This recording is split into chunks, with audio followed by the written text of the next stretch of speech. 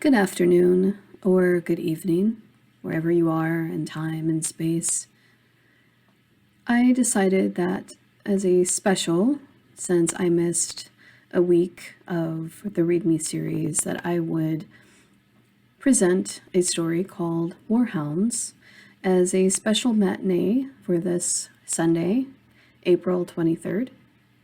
I hope all of you are having a wonderful weekend, and if you're not, I sincerely hope that it gets better.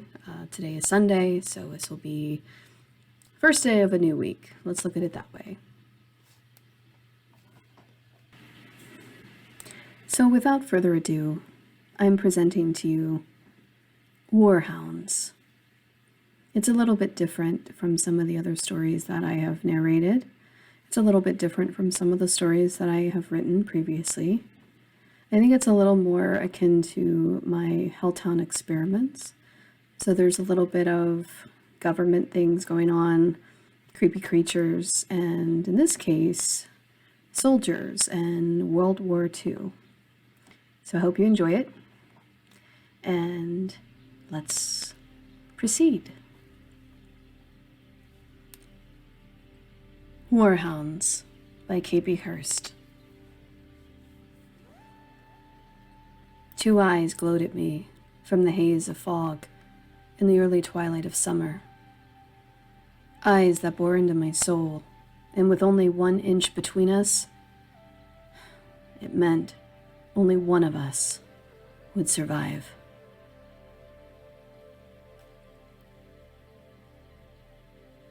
Soldiers today will never know what it felt like on the front lines of war, with men in linens too torn to identify as clothing, with guns strapped to their backs and no warmth. I recently recovered my great-grandfather's journals from World War II. The things I've read in his journals have made me empathize with veterans and what they've endured in the war. He writes about men he was friends with, how there were long nights of little sleep and missing things like relaxing by the sea. He wrote about the seaside and how he missed seeing the flowers bloom in summer before the war had destroyed everything. Most of all, he missed his family. It was obvious the love he had for them.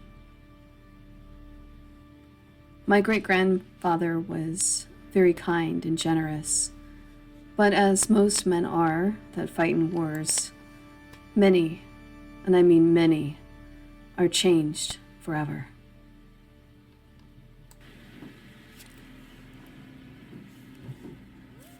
There were several entries devoted to the time he spent as a captive.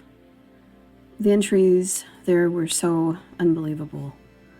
Yet hearing the stories about my great-grandfather, I knew he couldn't be lying. He was an honest farmer's son from a small village. He was in school when World War II broke out. He was drafted as a fresh-faced 18-year-old embarking into adulthood with a bang. He had decided to work at a local store because he wanted to learn how to run a business. The day he got the call, he was excited to just have earned his first raise. The life of a businessman would have to wait, though. Shortly after being shipped off to fight on the front lines, an explosion caused a great deal of confusion among the men. My great-grandfather was with a platoon that got hit by a bomb that happened to have been dropped on an area called Pontine. My grandfather was taken captive by 3 German men at the time. Most of what he writes about was not of bad experience he had because of being held captive, but instead having to work alongside them as brothers in arms to defend something else entirely. This is part of his story. It was supposed to be a war we'd win, but the Germans are more intelligent than us. They seem to have the upper hand in a preternatural manner.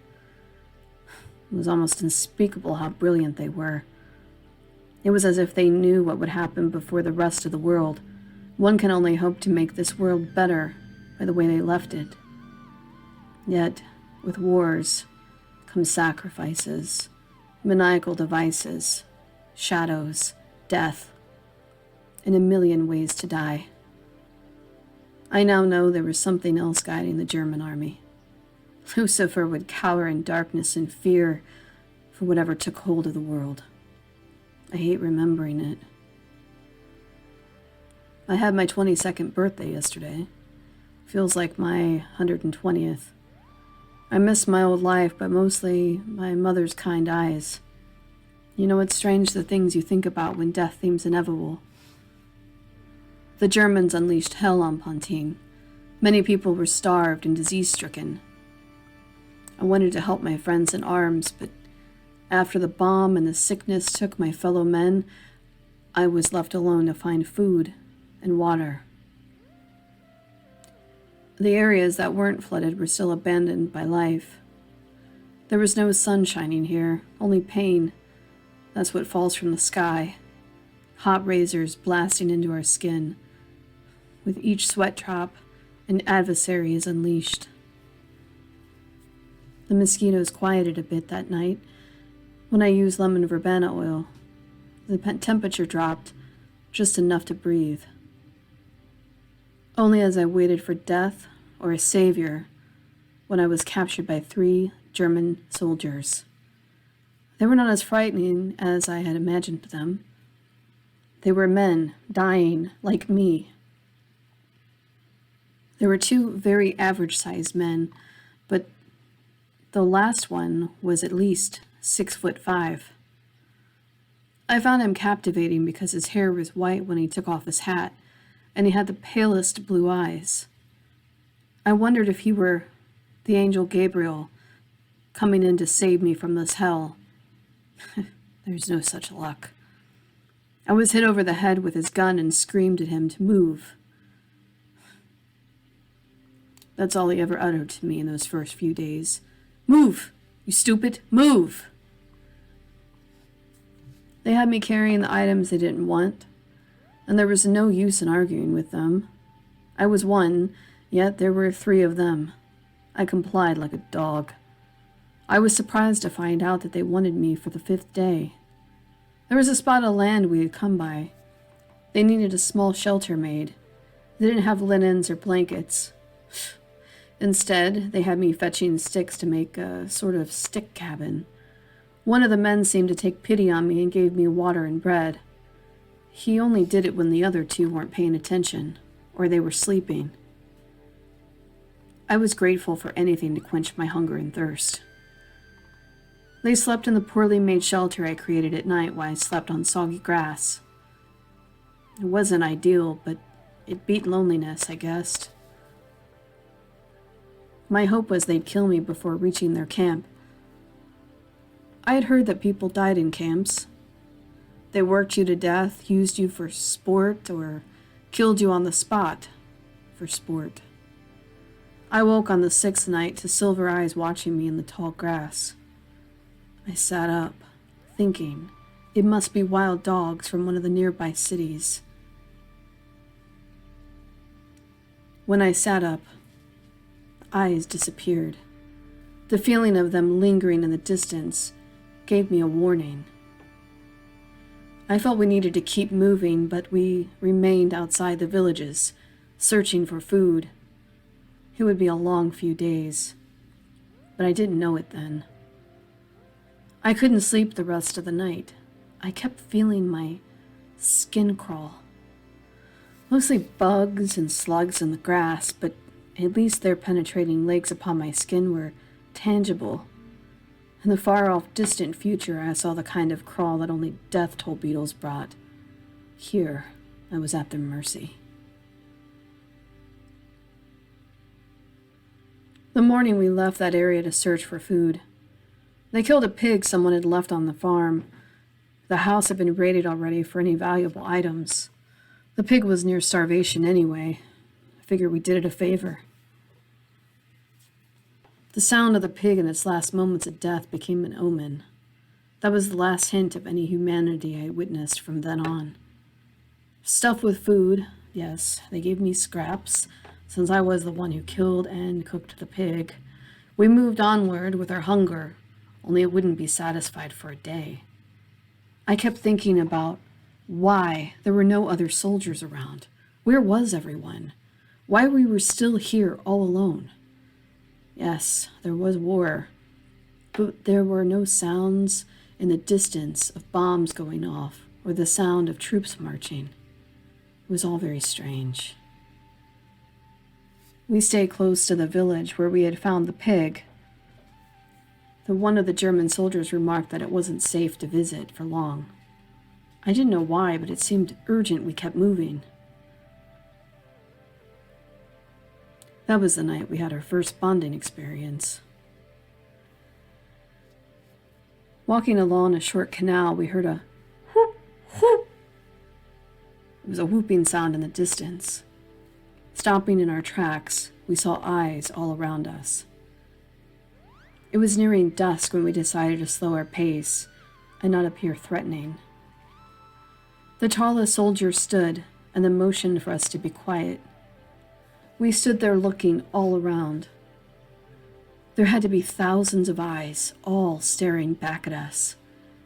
I didn't know what type of animal it could be. Whoop, whoop! Again, a brief sounding call, and it only sent chills down my spine. I then heard what sounded like howling and yelping.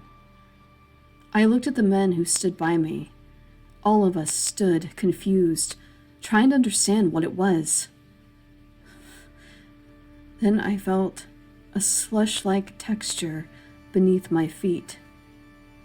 Looking down, I realized the wet grass was covered in blood. One of the other soldiers muttered something in German that I didn't understand until he pointed at the field before us. There were dead soldiers everywhere. One of the soldiers flashed his light at the ground, and then he fell back in fear.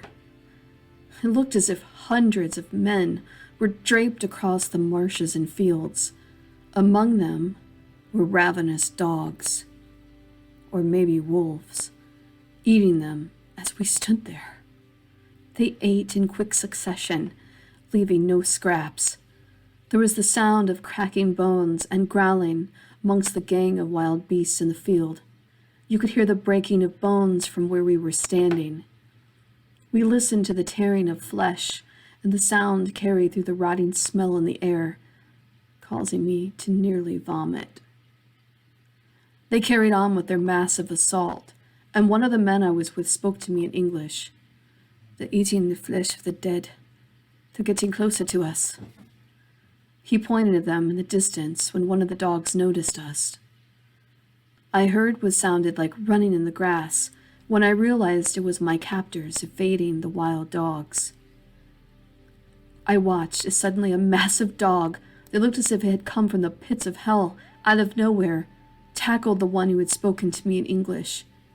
He latched onto his leg, pulling at his pants, and I felt a sort of loyalty to him for all the small kindness he had shown me. I took a rock and hit the dog at its nose. It felt nothing as the assault continued. His flesh was torn from his body and off his bones while his heart still beat. I heard him scream as I stood paralyzed, unable to move. Other dogs soon followed, tearing at his flesh while he cried. He screamed so loud, I will never forget that sound. Finally, I found my feet and ran towards the watery graves of others that had been picked to their bones. I fell over one of them, forgetting where I was for a moment. I was still in shock from witnessing the death of the man that had been so kind to me. I panicked when I saw one of the dogs follow me toward the water. I jumped into a small body of water, fearing other wildlife may attack me as well, but I was more afraid of the dogs. The dogs growled at me and retreated toward the men sprawled in the grass. A bomb must have blown most of them to bits, which in turn attracted these monsters. I had read once that a dog tasted human flesh that would always see you as prey. They seemed uninterested in the water, or maybe they just lost my scent. I watched them from where I was in the water, hoping they wouldn't get desperate and follow me. I noticed that by morning night, they seemed to be retreating into the grasses among the abandoned flooded homes. The sun rose, and in the distance, I heard someone yelling.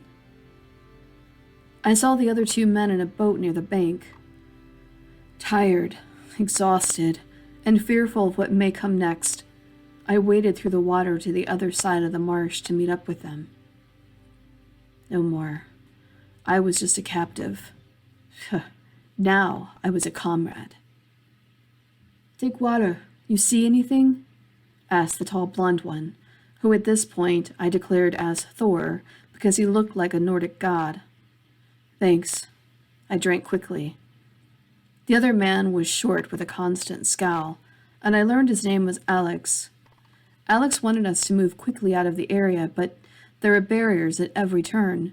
We were surrounded by potential hazards between the flooding and diseases that had taken several dead.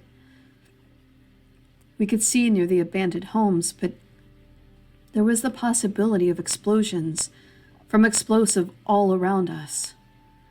I was hoping we were getting closer to the front lines, which might mean my being captive, but also food and water at best. I'd rather be with 100 Germans than what I had just witnessed. Alex and Thor wanted to find a place to sleep for the night and gather themselves after having relatively no rest the previous night. They felt they could use all the strength that they could muster. I wanted to get out of here.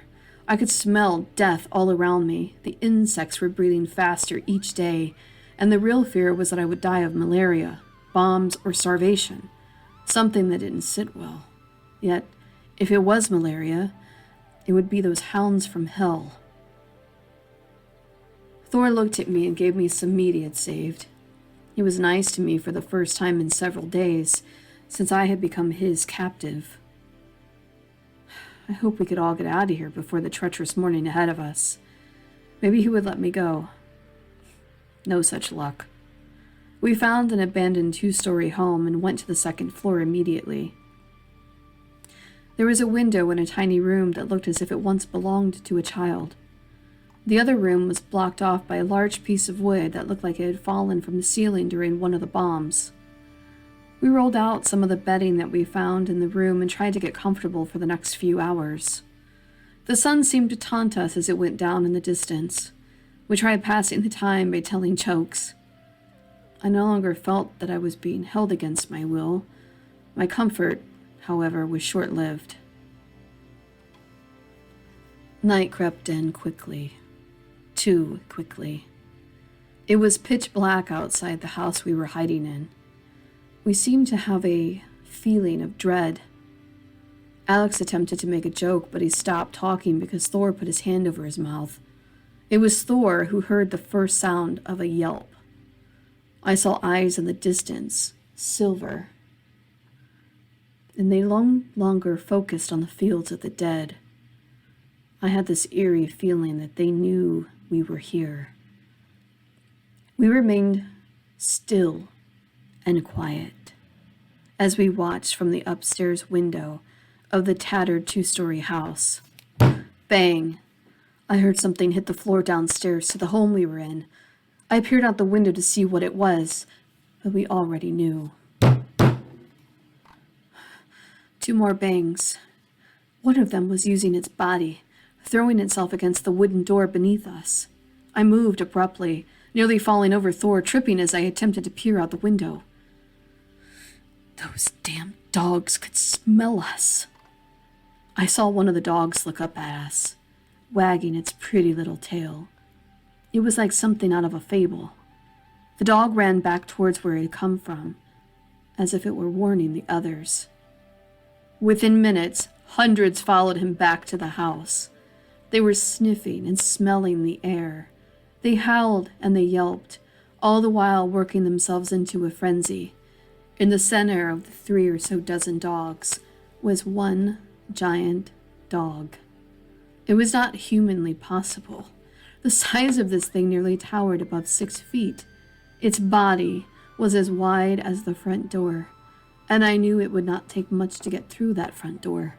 I knew it was a male dog by the way it seemed to allude to it in some sort of alpha mind control. I looked at Thor and Alex, who were also so confused about why they could read its mind. It stood about 6 foot tall on all fours. There was a glow to its eyes that was not like the others. They were almost human-like. They were blue, and now he was looking up at the window, at all of us. The other dogs began to howl and yelp and growl as if in pain, and then we heard a voice. Come out, wherever you are. I smell you, so you can run, you can hide. I won't need to blow your house down, so run, but you will not get very far. Alex looked at me and muttered what I could only make out as, "What the hell?" Trapped and fearful of what the Hounds' next moves would be, Thor pulled out of his gun and shot at the giant dog. We heard a maniacal laughter. It was coming from all of the Hounds. It was like a crowd of school children all laughing and taunting us. I grew more terrified by the second, as nothing about this seemed natural. I kept closing my eyes and opening them again, hoping that this was not real, that I was somehow dreaming. To my shock, Thor looked at me and handed me one of his spare guns. I checked to see how many bullets I had, which were few. Thor looked at Alex, and then we crept up to peer out the window again. They were gone. How? All 100 or so of these maniacal beasts were gone, but where? Thor crept out of the bedroom and into the short hallway to the top of the stairs. The floor creaked loudly as he sauntered towards the top of those stairs. He turned down the lantern he had been holding this whole time. The world was silent for now. It was too quiet. It was as if death had a date with our fates. We just pulled ourselves up, ready now to fight. Our tired eyes searched the darkness, as did our ears. Our hearts beat out of our chests as we struggled to find our bodies. It was as if we were ghosts, living above our bodies, waiting to see what would happen to us. It was as if we were watching a film. No way any of this could be reality.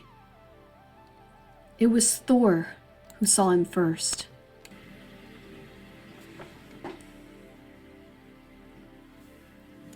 Thor backed into the bedroom, pushing us inside and trying with everything inside of his soul to keep us all inside that tiny room. A little chair broke as Alex backed against the wall. "What is it?" he asked in a thick accent. "He's inside the house." Thor's hands shook. He held onto his rifle, waiting for the door to burst open. I stood behind him and Alex, waiting for the door to just open, bursting with that creepy dog, or whatever it was.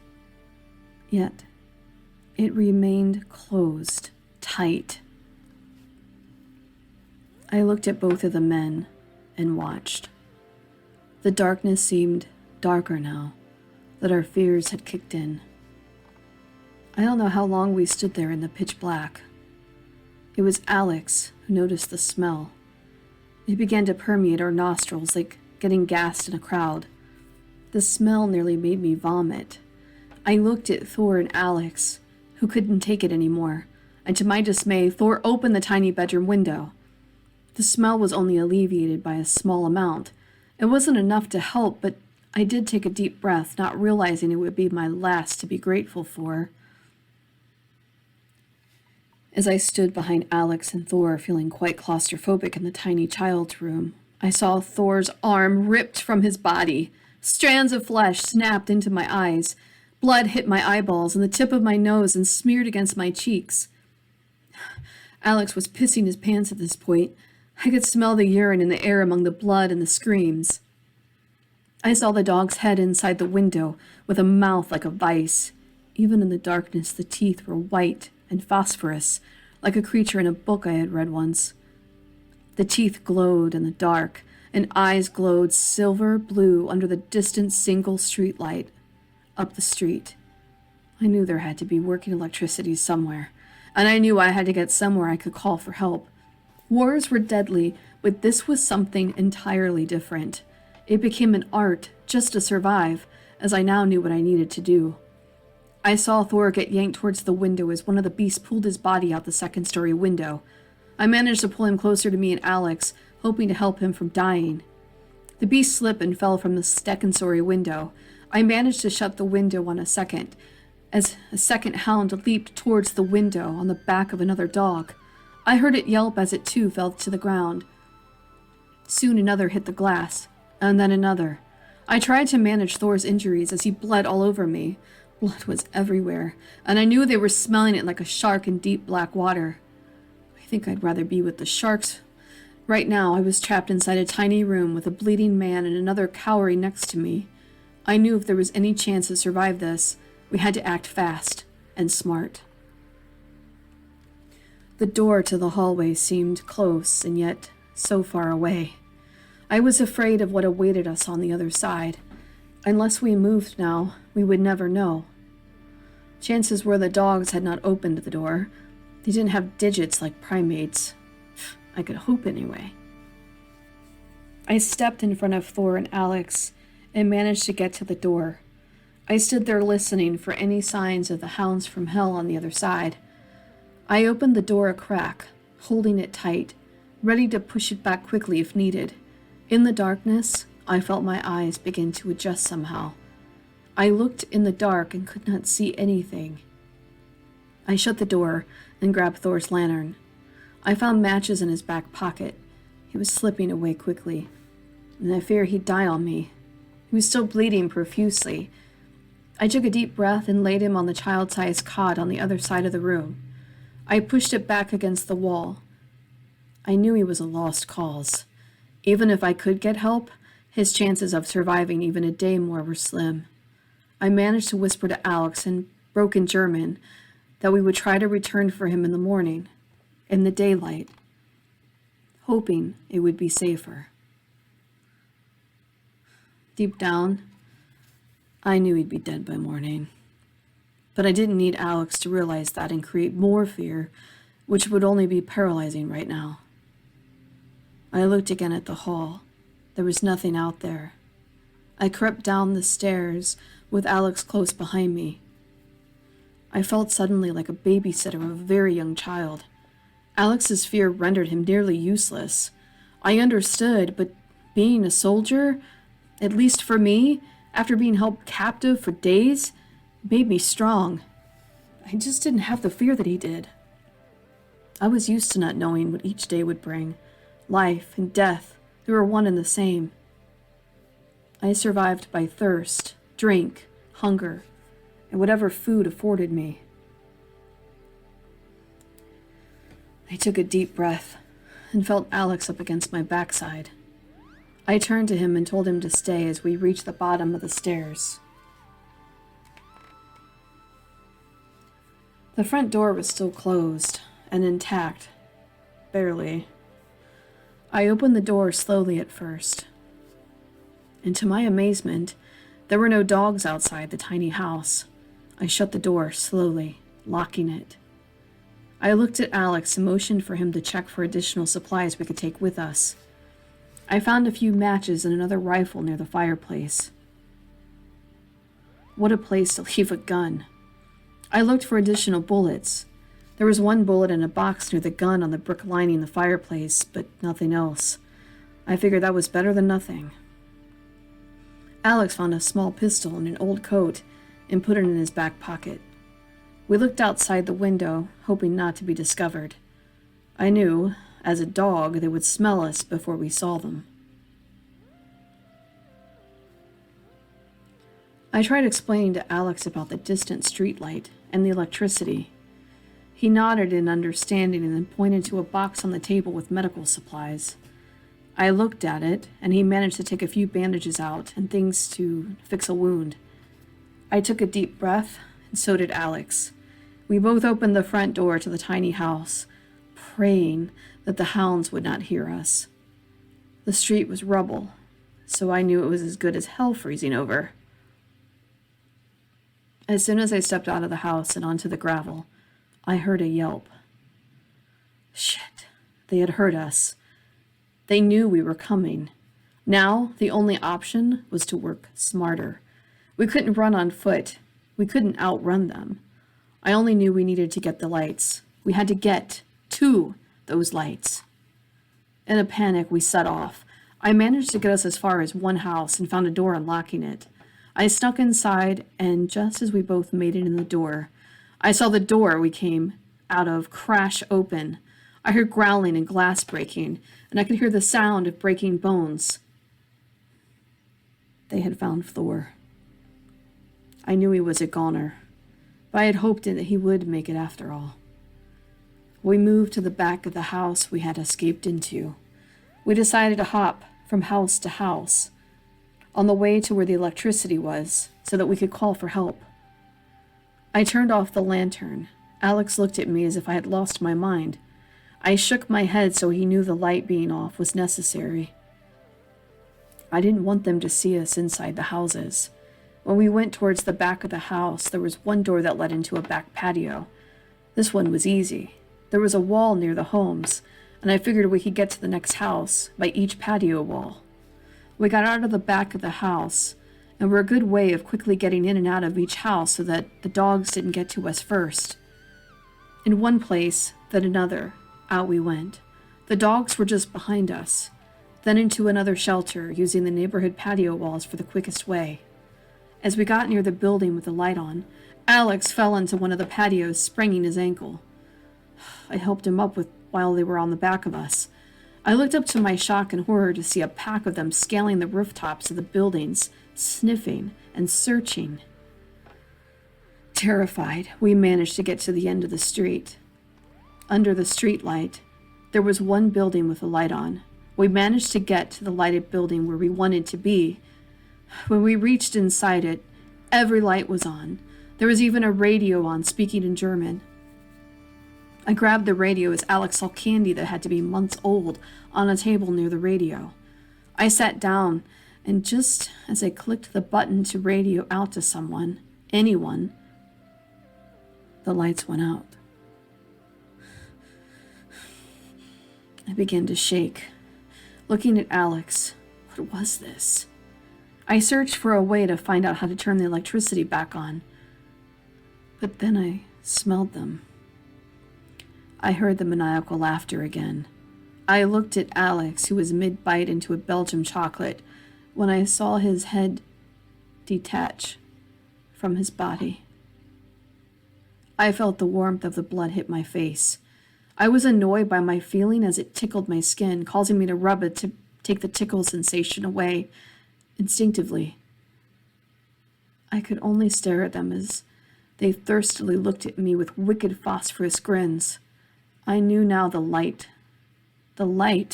was a trap, and we had been the prey all along.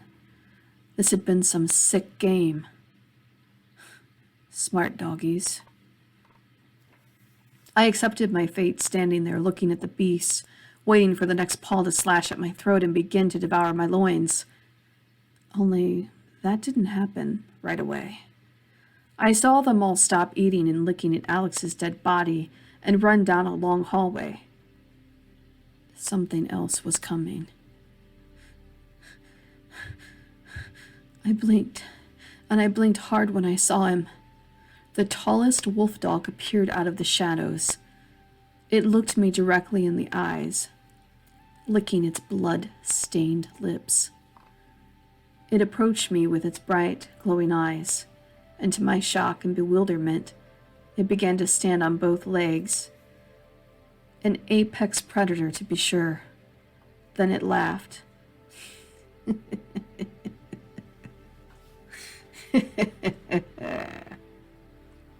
I looked at him, standing over me. It was taller than anything I had ever seen. Its eyes actually turned from blue to silver to gold. It strangely scratched the tuft of its hair and then looked me dead in the eyes. I heard its voice, but I didn't listen to it. It spoke to me once again, telepathically. So we meet again as soldiers. I looked at its eyes and the way it stood. There was something oddly familiar about it. We're all soldiers here, just finding our way. I didn't understand as it approached me closer, eye to eye. I bellowed out, outwardly shaking, and my feet wanted to run, but I stayed under its gaze. How could something like this exist? Then I saw 2 more behind him, then 3, then 4, then too many to count, all on hind legs, watching me, waiting for my reaction. I gave them none. I knew they expected me to fight to the death, but I didn't stand a chance. Instead, I closed my eyes and waited for death. Yelping, whelping, and growling all met me as tears fell from my face. Then I felt it. Silence again. I opened my eyes and looked around as they seemed to retreat into the shadows. The music started again on the radio, and all the lights came back on. What had just happened? I was afraid to move. I looked at the blood all over me, on the floor, the walls, and the pieces of flesh on the record player that was now spinning again.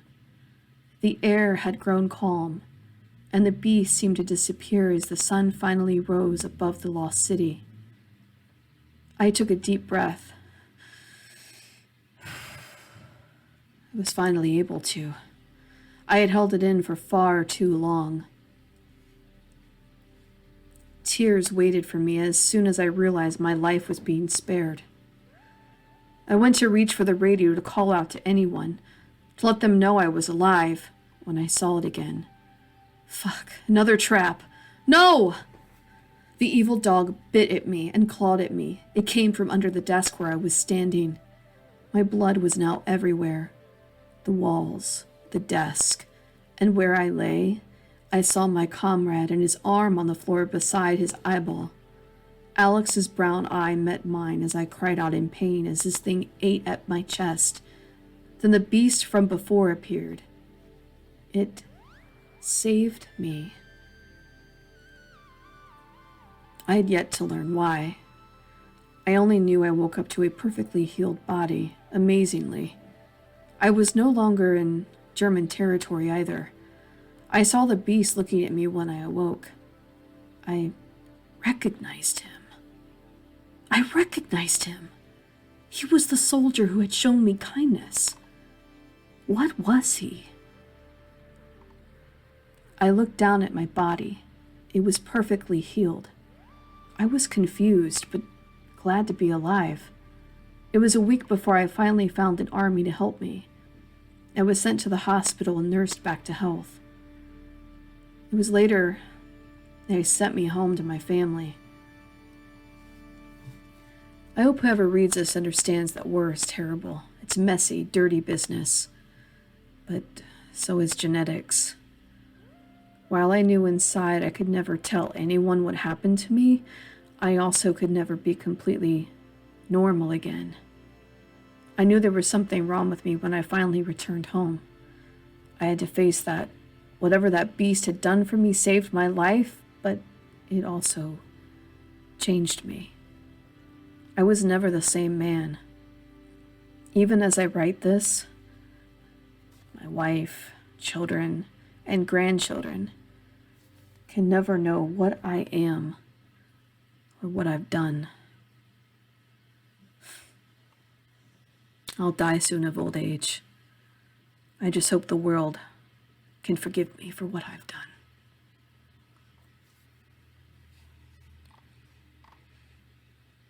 I'm only reading this story from my grandpa's journal. I don't know what happened to him. I don't even understand what he's done, but recently I found that I have changed since his death. I now look in the mirror as a young man of 27, and I see something in my eyes I've never seen before. Sometimes they look as though they're almost glowing back at me. I mean, I'm unsure if these things are hereditary, but a man who can be both man and beast is only a fable, right? Please see these passages in my hopes of finding out what really happened to my grandfather in his stint in World War II. I mean, one can only hope to improve this world more than they left it, right? I recently sent a letter to a gentleman at Dulce Labs near the West Coast who may have some answers for me. Pray for me. Pray that they do. Sincerely, JT.